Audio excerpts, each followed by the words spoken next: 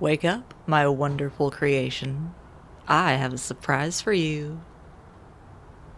Last time we spoke, you were so certain you wanted to live a peaceful life. I've decided to give you a little test. Here you are, outside where everyone can see you.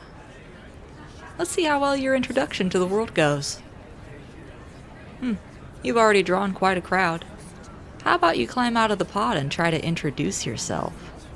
How do you suppose that will go? Hello, people of the world.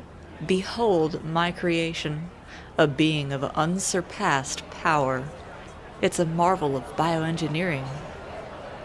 Well, what do you think of it? Come, my creation. No need to hide in that pod. Surely you're curious to see whether people will accept you? Or do you perhaps understand deep down what I know to be true? That human beings are shallow, fickle creatures that could never accept somebody who looks even remotely different from their narrow standards of beauty. If you'll admit to me right now that you can't live in peace with humanity in the state you're in, I'll save you the disappointment and humiliation and take you back right now. If not, then you'll just have to step out of the pod and see for yourself. Very well then, you've been warned. Show them your marvelous, meticulously crafted new form. Look at that. You've done absolutely nothing yet, and they have the audacity to actually flee? As if looking different was something to be actively feared? They can't see the beauty and elegance of your new form.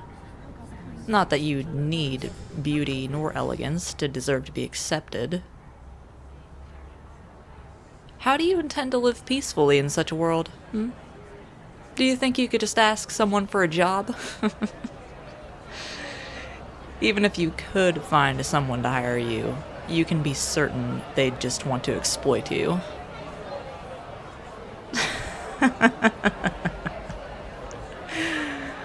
Oh, absolutely. I do plan to exploit you. But I can actually maintain and improve your body. With anybody else, you'll be so much more limited. If you're going to be taken advantage of, it might as well be by somebody competent, don't you think? And all that assumes you'll ultimately be allowed to live out here. The government would surely consider you a threat and try to eliminate you. If you're under my care, I won't let anything happen to you.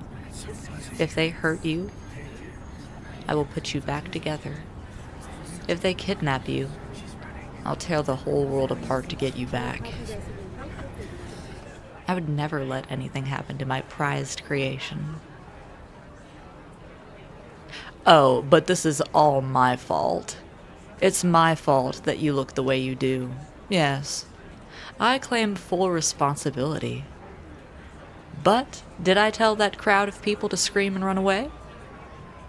I hear police sirens on their way. Do you think I called them? They're doing this all on their own. Why should you need to look a certain way to be trusted? You're a victim. You need more help and understanding than a normal person. But you'll get none from any of them. But me? I value who you are and what you can do far more than your appearance. Look over there. The police are already here, guns drawn. Do you intend to run from them forever? And if one of them fires on you and you retaliate, would you really consider that your fault? Look at them. They're going to shoot first. No warning. No chance for an explanation. Why let them? Strike first. What a funny thing to say. Yes, it would prove that you're a monster. But you are. Why are you pretending otherwise? And I'm not talking about your appearance. There's a fierceness in you. Something that just wants to lash out. When you attacked me, there was no rational reason for it. Killing me wouldn't have saved you. And I don't believe for a second that in any moment, where you were barely conscious and in terrible pain, that you were somehow thinking about stopping me for some greater good. You wanted to hurt me. You're so close. Just think. Who says that's wrong? These people? The ones that, right now, are ready to kill you? And not even for revenge. For the crime of not meeting their standards for appearance. That's all. You want to look to them to decide what's right and wrong.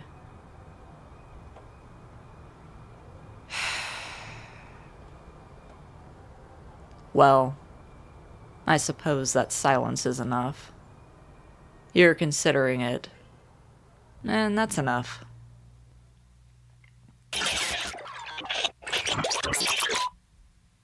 All in all, the simulation was worth the effort if it helped you understand, even a little bit, what I'm trying to tell you. Oh, yes, it was all quite fake. As if I'd reveal you to the world before you were ready. I need you to be fully committed before we can do that, or else you might hold back and let yourself get caught. But even if what just happened wasn't real, you must admit that it was realistic. That was exactly how they all would have treated you. You never doubted what you saw for a second. Why would you? Of course they would all scream and run. Of course they would draw weapons on you. You know that's how they do things. They're all stupid and small-minded. Oh, yes. It's very personal. Nobody has ever accepted my work because of their obsession with pleasant appearances. I've always been interested in the messier side of science, especially when it comes to the human body. Human experimentation might not feel comfortable, but it's the quickest way to advance science in a way that directly benefits us. Why dance around the issue? Trying to find discoveries elsewhere that just so happen to have practical applications, when what we all really want is to improve ourselves. We want to live longer, do more. How are we supposed to make that happen without testing the limits of the human body?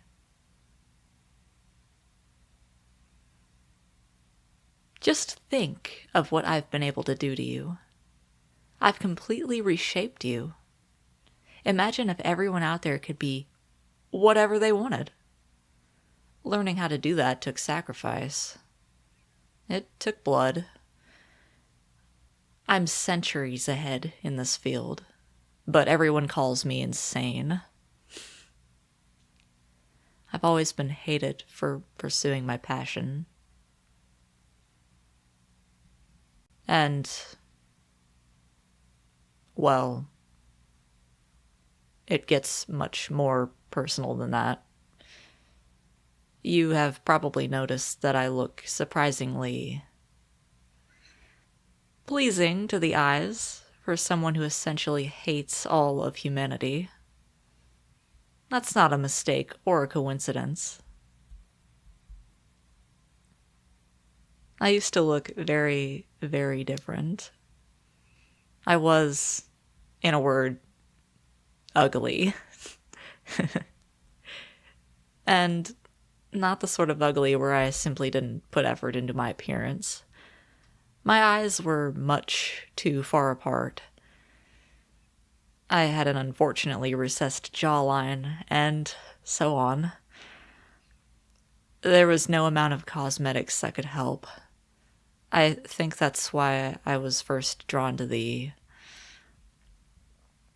unsightly part of science. I could relate, being somebody that people wanted to pretend didn't exist. I studied the human body extensively, and one day I realized that I could fix myself. I built a machine capable of carrying out cosmetic surgery autonomously, and let it change everything about myself that I didn't like. When I woke up from the surgery, I was, put simply, gorgeous. I did it mostly for myself, but I admit I was eager to be treated better. Unfortunately, I got what I wanted. I would have settled for people being willing to make eye contact with me, but it went so far beyond that. I received better customer service. People would stop and talk to me. Even my parents spent more time with me, though they had been shocked by my transformation at first. When I realized just how much my appearance influenced everyone, I was absolutely disgusted. I maintain my looks for myself now. I'm happy for people to hate me for my so-called mad science, because at least then they judge me by my actions.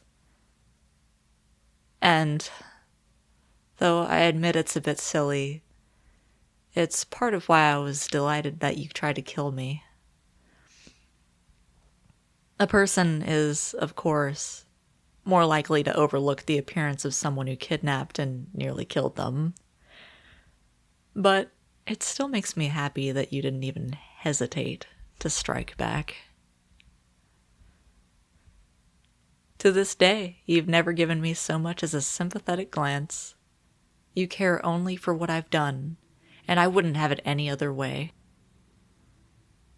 I plan to convince you to serve me eventually, but I truly hope that you'll only do so reluctantly, with every intent to take revenge on me when the opportunity arises. I think it's time for you to go back into stasis. You're clearly not convinced yet, but I think I'm close to a breakthrough. I'm confident that the next time you wake up, I'll finally have you on my side.